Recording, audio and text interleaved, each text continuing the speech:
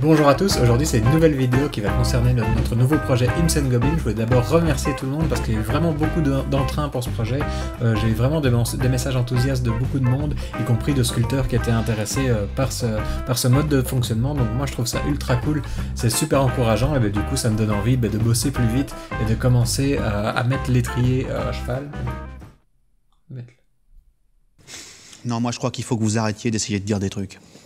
Ça vous fatigue déjà, puis pour les autres, vous vous rendez pas compte de ce que c'est. Et de mettre vraiment le pied à l'étrier le plus rapidement possible. Donc j'ai déjà commencé un petit peu à bosser. Hier soir, moi j'ai fait ma première grosse session vraiment de travail sur le game design. Et voilà, donc c'est des notes un petit peu chaotiques qui partent dans tous les sens, mais j'ai aussi pris des notes qu'il est intéressant de souligner au niveau méthodologie de travail. Donc bien sûr, sa méthodologie de travail, tout le monde en a une différente, donc ça correspond peut-être qu'à moi.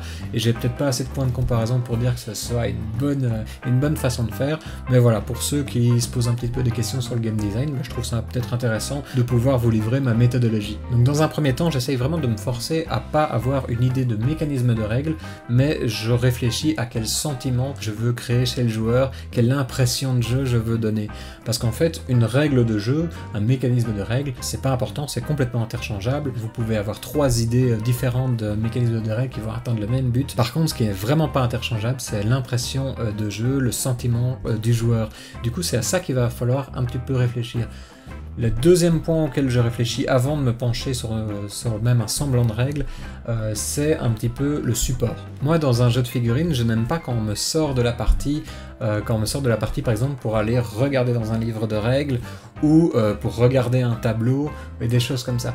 Du coup, ça écarte beaucoup de mécanismes existants qui sont tout simplement pas à mon goût, parce que moi ce que j'aime bien c'est que le joueur à tout moment il est toujours immergé dans la partie. C'est ce que j'ai essayé de faire avec Warband et c'est pour ça que vous avez un tableau d'action dans Warband. C'est parce que j'ai voulu retirer jusqu'à la réflexion de l'action que peut faire sa figurine.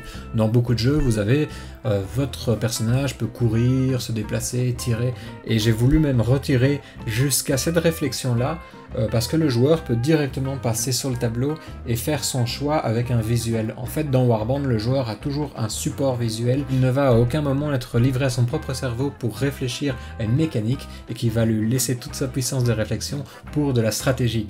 Ici, forcément, le jeu Imps & Goblins, il n'y a pas autant de stratégie que dans Warband, c'est pas le but, on veut quelque chose de fun, qui soit imprévisible, mais je tiens quand même, ça je pense qu'il s'agit peut-être un petit peu de ma signature au niveau des jeux, et bien que le joueur ait des supports visuels pour un petit peu tout, ne doivent pas aller chercher dans des pages, chercher dans des tableaux, des profils et des choses comme ça. Ce qui va être assez compliqué pour Imps & Goblins parce que je vais mettre beaucoup d'aléatoires dans ce jeu. Donc ce qui veut dire que instinctivement, si on met de l'aléatoire, on pourrait dire c'est facile, tu jettes un dé 2d6, tu fais un d66 par exemple, et tu as 66 effets aléatoires qui peuvent se déclencher. Et bien pour moi ça c'est une règle que je n'aime pas, parce que ce que ça va faire, le joueur va lancer ses dés et ensuite il va aller chercher à la page, c'est page combien déjà, page 63, hop, ah non c'est pas sur celle-là, donc le numéro 64, mes gobelins font ça. Et toute cette partie avant la lecture de ce qui se passe est désimmersive pour moi, donc j'évite ce genre de choses. Donc il va falloir que je trouve des astuces pour réussir à créer de l'aléatoire, réussir à créer des effets sans amener des tableaux immenses, des choses comme ça. Donc ça va être assez compliqué, mais je pense que j'ai déjà quelques pistes. Donc on a donc un sentiment à créer chez le joueur et une limitation de structure. Je ne veux pas que le joueur s'en réfère à autre chose qu'à du matériel vraiment de jeu. Donc pas de livre, pas de tableau et pas de réflexion trop longue sur qu'est-ce que ma figurine peut faire. Je veux pas que le joueur doive mémoriser une liste de 5 actions, parce que à nouveau, même si c'est une toute petite réflexion de pas grand chose, ça reste pour moi un espace mental qui pourrait être utilisé pour s'amuser plutôt que pour se souvenir d'une règle. Donc revenons sur le sentiment qu'on veut créer chez le joueur. Comme je l'explique dans la première vidéo, je veux créer de la frustration et du fun. Donc de la frustration, mais de la frustration qui est drôle, de la frustration où on regarde ces figurines en disant qu'est-ce qu'ils sont encore en train de faire, c'est pas du tout ça que je leur ai demandé. Pour ça, pour moi, du coup, ça veut dire que le jeu va très fort se passer sur réussir à faire une action à ces figurines. Dans la plupart des jeux de figurines, l'action elle est automatique, on choisit l'action et la figurine le fait. La figurine n'a pas le choix ensuite de la faire, de ne pas la faire. Ici, dans Imps & Goblins, on va rajouter des mécaniques au moment du choix de l'action. C'est-à-dire qu'on va avoir notre joueur, l'ordre donné et la réaction de la créature. Entre chacun de ces points, il va donc y avoir des mécanismes de règles, des mécanismes qui vont au final me servir à créer une distance entre le joueur et la créature, une distance supplémentaire. C'est vraiment un petit peu comme si on demandait à un ouvrier de serrer un boulon, mais qu'on lui demandait de faire ça avec une pince très très longue et avec des moufles aux mains. Ben forcément ça va être vachement plus compliqué que s'il pouvait prendre l'outil adapté et aller simplement serrer le boulon. Et ben c'est exactement le même principe que je veux créer dans Imps & Goblins. On va mettre une action très très simple, donner un ordre à une figurine, et on va rajouter des mécanismes qui compliquent l'affaire et qui fait que c'est pas si facile de faire même le plus simple déplacement. Une petite note alors qu'il faut directement prendre, c'est que si on a des mécanismes qui sont plus lourds au niveau de l'ordre, au niveau même de l'action donnée, ça veut dire que nos mécanismes derrière de combat et de tir vont être extrêmement simplistes. Parce qu'il ne s'agit pas d'avoir le jeu le plus complexe du monde, hein. On veut que ce soit fluide, il faut que ce soit marrant. Je sais déjà, je mets une petite note mentale sur le fait que le système de combat doit être simple comme bonjour, ultra simpliste. Donc on sait qu'on va avoir 2 mécanismes de règles au moment de donner un ordre, et donc moi à partir de là, c'est là où j'ai commencé à écrire plein d'idées un petit peu de la plus simple à la trop complexe, et je suis arrivé à un système que je pense assez intéressant. Pourquoi ? Parce qu'elle prend en compte la deuxième partie que j'avais dit qui était importante, c'est-à-dire j'ai pris en compte le fait d'avoir une structure tout le temps visuelle. Tout ça va se passer avec des objets de jeu. Et donc je suis parti sur un système d'ordre qui va être donné avec des cartes. Mais des cartes qui vont être un petit peu particulières, elles vont avoir une forme spéciale. Cette forme, elle va être comme ça. Pourquoi dans cette forme un petit peu dark et avec des arrondis ? Parce qu'elles vont s'adapter au socle des figurines. C'est-à-dire que, comme on en a déjà parlé dans la première vidéo, je pense à un système où on peut prendre une seule figurine, ou bien 5-6 figurines sur un socle un peu plus grand, ou bien vraiment un tas de figurines sur un gros socle. Donc on va être sur des ronds. J'ai pas envie de faire un jeu avec des déplacements en pavé, parce qu'il faut que ce soit fluide, il faut que ce soit cool. Donc je trouve que le côté trop stratégique et régimentaire n'est peut-être pas adapté, donc on va partir sur des socles ronds. En plus c'est plus joli pour la collection, donc moi j'aime bien les socles ronds. Et ces cartes d'ordre, on va venir les placer devant le socle de la figurine ou de l'unité. Boum, j'interromps ce programme parce qu'en fait, entre le temps où j'ai tourné la vidéo et le temps où je monte la vidéo, eh bien, j'ai déjà fait une petite réunion avec des confrères game designers. C'est des confrères qui ont créé le jeu Mars Code Aurora, donc Hugo et Samy, avec qui on a un peu parlé du jeu, et déjà on parlait de cette petite mécanique donc de cartes en arc de cercle, et déjà rien qu'en parlant, on se dit que là c'est probablement l'un des points qui va peut-être sauter. Pourquoi ? Parce que placer des cartes à chaque fois devant nos petites unités, au final ça va peut-être faire une table un petit peu moche, donc il va soit falloir réduire le format de table, soit peut-être complètement simplement supprimer cette idée de cartes en gabarit et mettre les ordres peut-être sur nos fiches de personnages. Donc voilà, il y aura des solutions. On va quand même peut-être tester aussi ce format de carte, mais il y a peu de chances qu'ils survivent au playtest. Mais voilà, c'est comme ça, la création d'un jeu, ça bouge très très vite, parfois on n'a pas le temps de monter la vidéo, c'est déjà un petit peu en train de changer. Bon, on y retourne. Donc sur ces cartes, qu'est-ce qu'on va retrouver ? On va retrouver des mots comme par exemple avancer, charger, taper, tirer, des mots comme stop, des mots comme loin, des mots comme proche. Vraiment, je sais pas encore de quoi ça va être composé, mais des mots un petit peu dans ce style-là, qui en fait vont pouvoir être combinés pour donner un ordre, par exemple tirer loin, ou avancer puis tirer loin. Donc vraiment pouvoir assembler plusieurs cartes pour créer un ordre. Et ensuite, ce qu'il va faire, c'est qu'il va venir placer dans le bon ordre ces ordres devant le socle de la figurine. Ce qui veut dire que déjà, là, on met la première couche de distanciation entre le personnage et ses troupes. On met déjà un système où on a des cartes face cachée. Donc avant de retourner ces cartes, on peut imaginer déjà plein de choses. Est-ce qu'ils vont les lire dans le bon ordre ? Est-ce que l'adversaire va pouvoir intervenir ? Donc là déjà naturellement, avant d'avoir créé aucune règle, on a du design space qui se crée, parce que on peut jouer avec l'ordre des cartes, on peut jouer avec le sens, on peut en retirer, on peut en ajouter. Donc il peut se passer encore plein de choses entre le moment où on a déposé ces cartes et le moment où on effectue l'action. Donc une première petite règle que j'ai notée sur le côté, histoire de rajouter encore un petit peu de chaos dans tout ça, c'est qu'au moment où les actions vont être révélées et effectuées, ce n'est pas le joueur qui va décider quelle unité il active, mais c'est l'adversaire qui va choisir dans quel ordre sont activées les unités adverses. Bien sûr, vous décidez de l'ordre adverse, et l'adversaire choisit de l'ordre chez vous.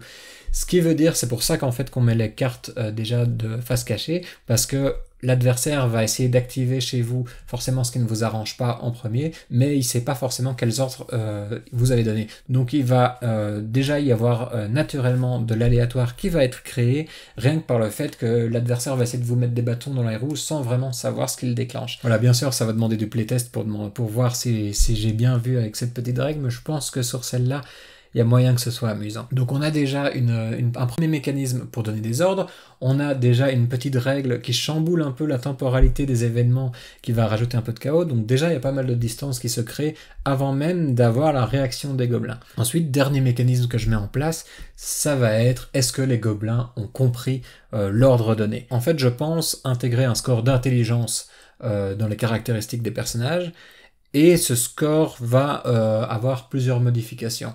Au plus on augmente la taille du socle, au plus ça va faire des malus d'intelligence. Ça c'est comme les humains, au plus on est con. Et bien c'est pareil chez les gobelins, mais en pire.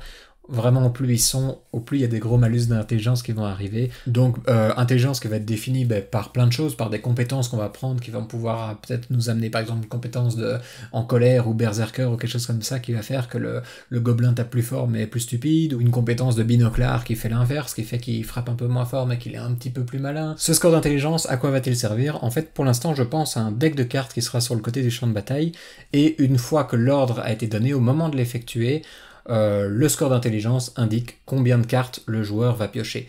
Par exemple, les gobelins ont un score d'intelligence de 3, et ben ils vont piocher 3 cartes. S'ils ont un score d'intelligence de 0 ou de 1, ils vont piocher une seule carte. Et pourquoi c'est important de piocher une ou plusieurs cartes? En fait, ça va vous permettre de choisir celle que vous voulez. Donc si vous avez une haute intelligence, si vous avez 5 ans d'intelligence, vous êtes le gobelin le plus malin du quartier, vous pouvez piocher 5 cartes et choisir celle que vous voulez. Et donc parmi les cartes, il se peut qu'il y ait une carte qui s'appelle par exemple Compris Boss. Et du coup, avec cette carte, simplement, ils effectuent l'ordre tel quel. Et donc forcément, vous avez envie qu'il y ait un haut score d'intelligence pour pouvoir choisir celle où ils vont réussir à faire ce que vous avez envie. L'exemple inverse, ce serait la carte On s'en fout, où vous défaussez toutes les cartes d'ordre que vous avez données et vous les remplacez par X cartes complètement aléatoires et ils vont effectuer ce nouvel ordre, en fait, ils font ce qu'ils ont envie. Ou alors on pourrait imaginer des cartes où l'adversaire va influencer sur les ordres, c'est-à-dire il pourrait venir, par une carte par exemple qui dit être sûr, pour l'adversaire pourrait venir rajouter une carte dans la pile. Donc il pourrait venir par exemple faire une vieille charge au milieu de nulle part alors que vous étiez en train de vous déplacer et du coup vous vous retrouvez complètement hors de portée, ou il va pouvoir vous dire de tirer alors que vous êtes derrière une autre de vos unités et vous allez faire donc du friendly fire. Donc il va y avoir plein de petits mécanismes très très amusantes, et donc avec un haut score d'intelligence, on va pouvoir effectuer mieux les ordres, mais forcément plus la masse de gobelins est importante, au plus ils sont stupides, donc on peut parfois se retrouver avec des scores d'intelligence négatifs. Du coup, quand on a un -3 en intelligence, qu'est-ce que ça veut dire? Ça veut dire qu'on prend 3 cartes et que c'est l'adversaire qui va choisir la carte qui va être effectuée. Donc voilà, je pense que ce petit système est assez complet. Je pense que ça va être assez marrant, que ça a amené plein de bordel sur table, mais qu'il y a quand même des moyens d'essayer de faire quelque chose, d'amener. En fait, le but c'est vraiment d'essayer d'amener ces grosses unités vers l'adversaire coûte que coûte, avec un petit peu de chance à la pioche, et peut-être qu'on aura des figurines de personnages qui auront un impact sur l'intelligence des unités, des petits personnages de héros qui vont peut-être pouvoir avoir un ordre particulier, qui vont dire suivez-moi, ou vous allez pouvoir comme ça essayer de modifier un petit peu la course de vos grosses unités, ou bien de les faire des ordres assez simples via d'autres personnages. C'est un petit point auquel j'ai pensé en testant Mars Code Aurora il n'y a pas longtemps, où vous avez comme ça les leaders qui peuvent, en tant qu'action, faire faire une action à quelqu'un d'autre. Et j'ai trouvé ça ultra cool comme petite règle, et donc pourquoi pas s'inspirer de ça pour faire une petite règle d'un petit chef gobelin qui va pouvoir comme ça essayer de vous fiabiliser un peu vos troupes, et vous allez avoir peut-être des personnages un peu moins stupide que vos troupes, ou alors vous êtes un joueur qui en a dans le froc et vous allez prendre des personnages encore plus stupides que vos unités et super balèzes, et vous allez essayer d'écraser votre adversaire avec des troupes qui n'en font vraiment qu'à leur tête. Ça, ce sera à vous de voir un petit peu votre façon de faire, mais je pense qu'on a là un système qui commence à se dessiner, qui tient un peu la route, mais le point le plus important de tout ça, c'est qu'une règle intéressante, pour moi, c'est le pire ennemi d'un game designer.